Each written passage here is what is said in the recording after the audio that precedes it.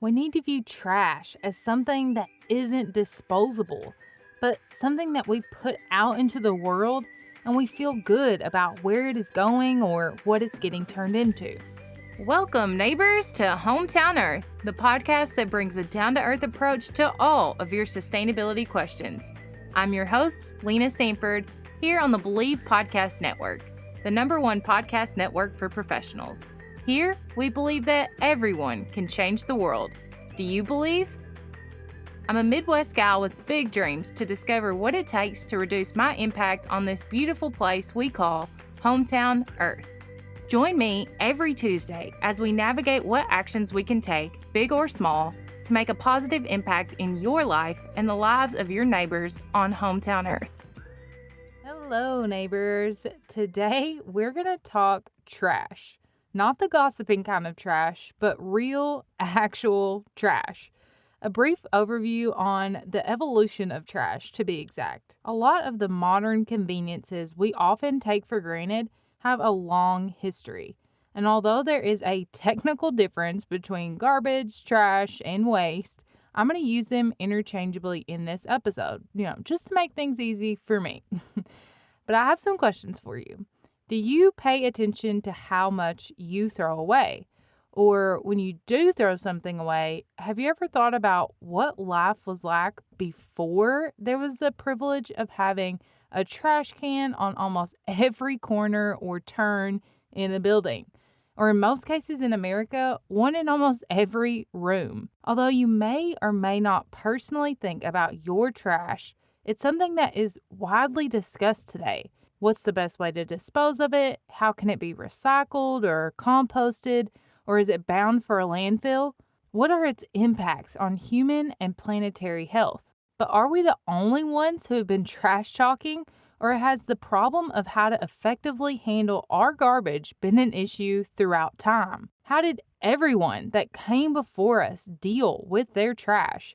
And how did that bring us to the still imperfect systems that we have now? Waste management has always been a critical piece of humankind's puzzle, and the methods we use to dispose of our trash have a huge impact on our communities, soil, air, water, and our economy. Even with the multitude of trash cans and recycling at our fingertips, we still are dealing with litter and trash in areas where it just shouldn't be. In this episode, I want to take a look at our past and present to help us to better understand waste so we can shift our perception of it for a better future. So I ask you to take a journey with me to the Stone Age. Yep, we're going back that far. Then what Homo sapiens ate, used, and subsequently discarded largely gave back to the earth through decomposition, since they didn't have the means for creating things that weren't made from the earth. Their clothes and shelter were made of animal hide and things foraged from the land. During that time, people were nomads. There were no permanent settlements to worry about trash piling up and having to deal with it. By the time they got back around to it, nature had already done its thing. So leaving waste as they went was never an issue. That was until about 10,000 BC, when the earliest humans found that they could farm and herd animals, so they settled down into villages, which became towns, which became cities. And by settling down and producing more waste in one place, the problems with what to do with our trash began. Around 5,000 to 4,000 BC, we find ourselves at the rise of Mesopotamia, the first urban civilization. Mesopotamia, as you may think of it, was known for its prosperity and history and the development of the first written language, and subsequently literature, math, and astronomy, and many other inventions like the wheel. But your image may not have included the fact that the landscape of Mesopotamia was largely made up of trash. In fact, they would pile up trash in the streets, which would gradually raise the levels of the road.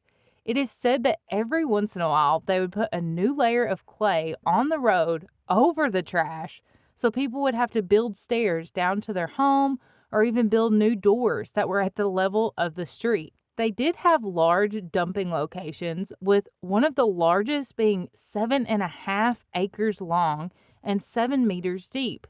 But it was unsure of how all of the trash made it to one place since they didn't have official municipal waste systems. And let's tack on to this that there was the issue of physical trash, like the unused urn for your oil, along with human waste and wastewater that they usually dumped into their water systems or onto the street as well. Can you imagine the smell on their morning strolls? The first official rudimentary landfills are said to have existed for over 5,000 years. In Knossos, Crete, around 3000 BC, archaeological evidence showed that there were large dirt pits where citizens would fill until full of their trash and then cover them up with dirt. This actually made sense to do back then, but it wasn't regulated or widely adopted. Finally, in 500 BC, Athens, Greece established the first municipal dump and created laws about their trash. They required garbage to be thrown away at least 1 mile from the city walls. They also established a law that made it illegal to throw garbage onto the streets. And as the clean freak that I am, I would be so stoked about that. And the Romans around this time built the first sewer systems to move their waste into the Tiber River. They were actually really proud of it and named it Cloaca Maxima, which means greatest sewer, and it is still being used today. In 200 AD, the Romans designed the first official sanitation organization where they would send groups of 2 to pick up trash from the streets. Now, continuing on our little magic carpet ride across time and space, we can see Monte Testaccio, a famous mound in Rome. It is composed of the accumulation of trash in the Tiber floodplain, constructed almost wholly from the fragments of nearly 25 million clay amphora, the vessels that they used to carry oil during the Renaissance period. Later on, Rome used these shards of clay as a quarry for road construction and even to construct the vaulted ceilings of St. Peter's Basilica. Monte Testaccio is still visible today, situated in one of the trendiest neighborhoods in Rome, surrounded by hip restaurants and nightclubs, and archaeologists are still using the trash that they find there to gain more information about the culture during that time. For the most part, though, people lived with their trash. It was prevalent no matter what they did with it, for lack of trying or otherwise. They used it, reused it at some point, or piled it in areas where people could still see the impacts of their waste. Pompeii is an interesting example of how different cultures used to deal with trash. Archaeologist Alison Emerson found that instead of the out of sight, out of mind methods that we use today, the people of Pompeii lived among their trash and would collect it in piles and sort it for recycling or reuse. We know this because preserved trash was discovered outside of the walls of the city and even piled into the public burial tombs that were located throughout the streets. It is suggested that their perception of trash was just different than ours. Not that they were unorganized or didn't know how to deal with it, but they weren't the first to reuse or recycle. Dating back to 2000 BC, China developed methods of composting and recycling things like bronze for future use. And in the year 1031, Japan had the first recorded instances of paper recycling to maximize output and save resources. People throughout time reused materials due to lack of resources and the long process it took to create something new. Fast forward to the Middle Ages, and people were still struggling to manage their waste effectively. People threw garbage in the streets. They even had pigs eat the waste, which inevitably caused them to fall ill. And with waste, there came rats, which caused devastation like the bubonic plague, otherwise known as the Black Plague, which killed 25 million people in just 5 years. It was then that you see the implementation of laws that prevent people from dumping their waste in public waterways and streets. In Britain, they implemented laws to have people keep their trash inside until people they deemed rakers picked it up weekly and put it into a cart for disposal, forging the way for waste management workers as we know them today. But even with new measures, most people generally would burn, dispose of their trash by dumping it nearby or in waterways, or just let it pile up. It wasn't until the period between the 16th and 19th centuries in Europe when the modern age of sanitation began, and people started to worry about public health and cleanliness because of the overwhelming amounts of trash. There were still issues in England going on around mass scavenging and unsanitary urban conditions due to the trash, which was spreading cholera and typhus. Coal production increased, which is why scavenging of waste increased. There were dustmen who would sell anything, including discarded ashes and things I don't even want to mention, just to make a buck. So to clean things up, they implemented the first concept of a movable garage receptacle where you would store ash and waste and it was picked up weekly. And you'd even be charged if your bin was empty. Now, coming across to America, we finally started implementing some changes. In 1654, New Amsterdam, now New York City, made it illegal to throw their trash into the streets. In 1757, the first American municipal street cleaning operation was started by Benjamin Franklin in Philadelphia, Pennsylvania, and he encouraged people to dig pits for their trash. With the boom of the Industrial Revolution in the late 1700s, there was a huge uptick in garbage. We started to produce synthetic materials that couldn't be decomposed, things like plastic, paper, and even some metals. Mass production meant that people could buy the next best thing at a cheaper price. Out with the old, in with the new. Trash dumping continued to be popular in America. That was until 1864, when health officials connected the spread of yellow fever in Memphis, Tennessee, with massive garbage piles throughout the city. This outbreak killed 20,000 people. So laws were enacted for residents to take their garbage to specific locations on the outskirts of town, and trash dumping wasn't allowed on the streets. And remember those pigs I talked about cleaning up the streets? Even up until the late 19th century, early 20th century, you could find piggeries across the U.S., like the biggest one in Worcester, Massachusetts, that would let pigs by the thousands roam around to consume up to 10 tons of waste daily. Now, you'd think we would have learned this isn't a great idea for people or pigs, but we didn't. The pigs started to foul up the water sources, and they even died themselves from foodborne illnesses. Needless to say that eventually this process ended, and we made the shift towards sanitary landfills and incinerators that had been developed at the end of the 19th century in London. We also finally picked up the use of garbage bins, but things just stayed the same for a while, and we were mostly just dumping where we could. It is said that the amount of packaging produced and disposed of increased 67% after World War II, and we officially became known as a throwaway society. The EPA says that from 1946 to 1970, we dumped almost 89,000 containers of radioactive wastes into our oceans. Like, are you kidding me? And to make matters worse, we then saw a boom in plastic use in the 1960s and on.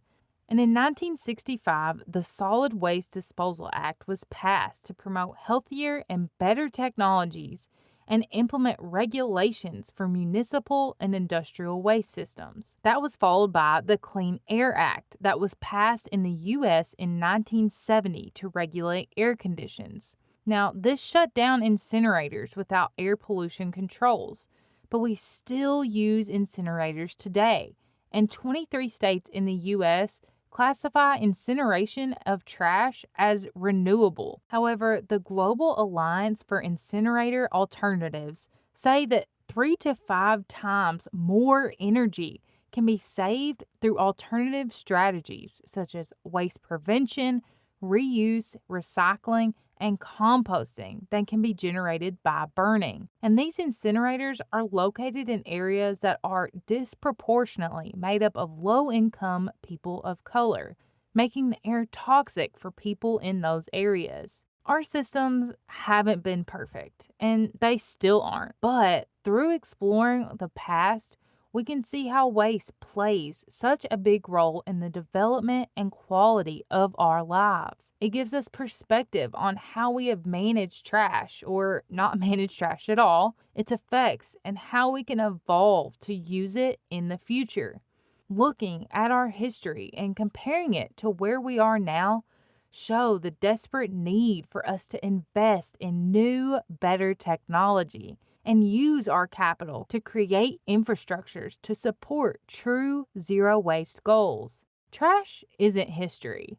We are accumulating it at a rate that we can't effectively handle without massive action. Just as Mesopotamia saw the waste issues that came with an increase in concentrated population, we are seeing that all over the world today. Every year, we are generating 1.3 billion tons and counting of waste on this planet that is then dumped onto landsides or oceans.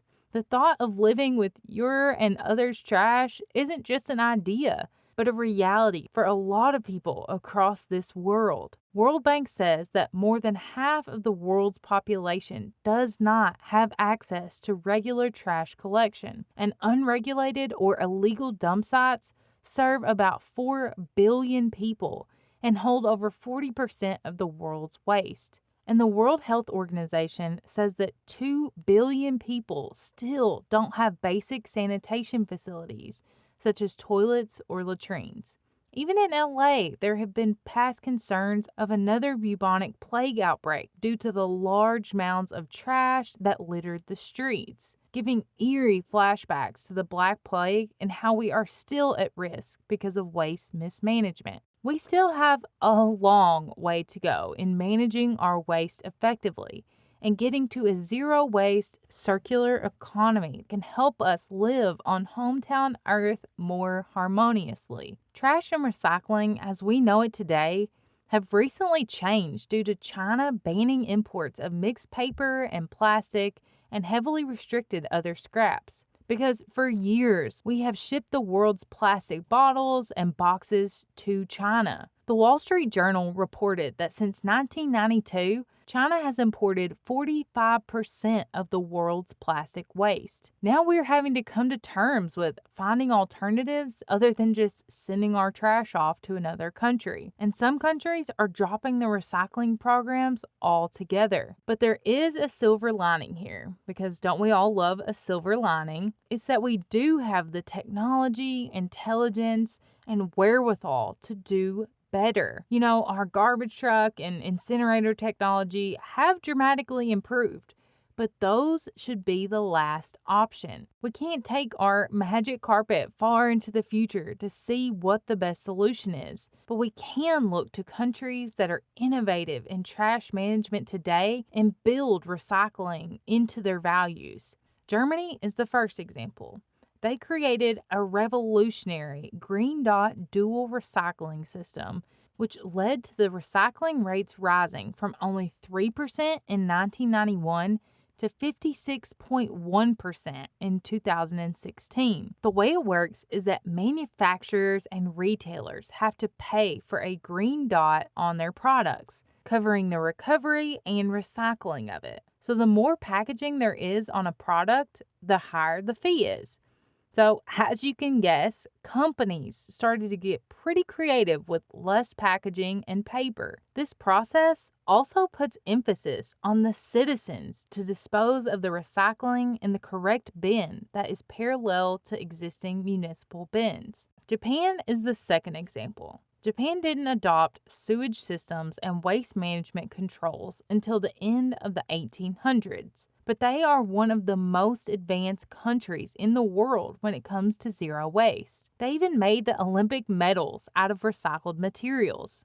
Again, citizens use rigorous separation methods, and there is an intricate recycling pickup system. As a culture, they value saving and reusing resources to keep things healthy and efficient. The third example might surprise you, and it is Taiwan. I love this example because Taiwan had the nickname Garbage Island. In the 90s, they were overrun by a booming economy and growing consumption, and only collected about 70% of its trash, littering or burning off the rest. Through community outcries, they were able to implement new structures of recycling, structures that support multiple trash and recycling pickups daily, where they help you to sort your recycling. They also have pay as you throw away bags, smart recycling booths that add value to your mass transit cards when you recycle, inventive ways of reuse and recycling, and potential fines for improperly disposing of your trash. Their waste rates are down, recycling rates are up, and now their incinerators are running below capacity. They say it's a question of will, not way, that made the change work. And as you can see, there's a common thread that runs through these examples: responsibility and will. Whether it is the individual or the business, we all share a collective responsibility to do our part, and we have to be willing to step up and take the time to do it right. We need to face our waste head on. I'm not suggesting that we go back to piling waste up in our corners of our homes or the streets, but there is something to be said about the way we are careless with our trash, and we need to take responsibility for it as our own, making sure that it doesn't just go out of our door and turn into someone else's problem. We need to view trash as something that isn't disposable, but something that we put out into the world and we feel good about where it is going or what it's getting turned into. So on this week's Something to Grow On, I want you to consider what taking responsibility for trash means to you. Is it facing your trash consumption and implementing a plan to do your part? Is it taking the time to contact your local government recycling to make sure that you're doing it properly? Or is it going to a city council meeting and